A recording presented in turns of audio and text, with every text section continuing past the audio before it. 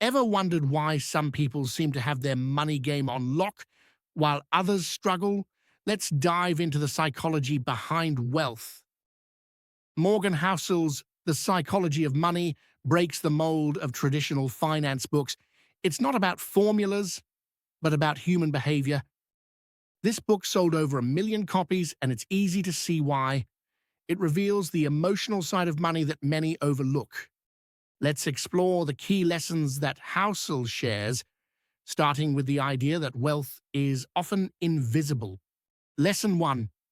Wealth is what you don't see. It's not those flashy cars or designer brands. It's what you save and invest.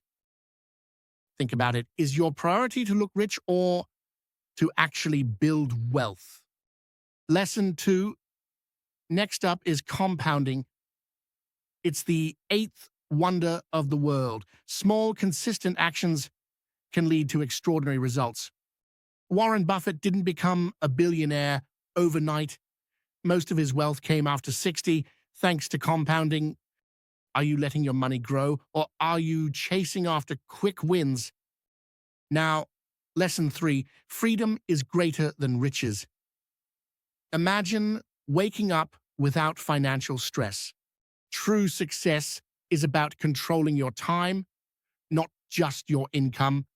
What does financial freedom mean for you? Take a moment to think about that. Lesson 4 dives into risk and luck and money. Success often hinges on being in the right place at the right time. Don't forget, humility and risk management are key. Luck plays a massive role in financial outcomes.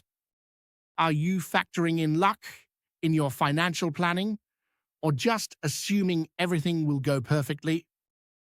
Moving to lesson 5, behavior matters more than math.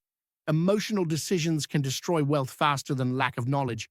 It's less about IQ and more about habits. Patience, consistency, and discipline are essential. Which of your financial habits serve you best, and which might be holding you back?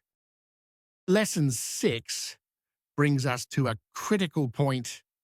Enough is a superpower. Always chasing more leads to trouble. Defining what enough means for you can save you from risky decisions. Have you ever thought about when to stop chasing and just appreciate what you have? Finally, the takeaway: money is not just numbers, it's emotions, habits, and psychology. Building wealth requires humility, patience, and knowing when you have enough. Which lessons resonate with you the most? Is it about compounding, defining enough, or finding freedom? If you found value in this summary, don't forget to subscribe for more insights on money, business, and success.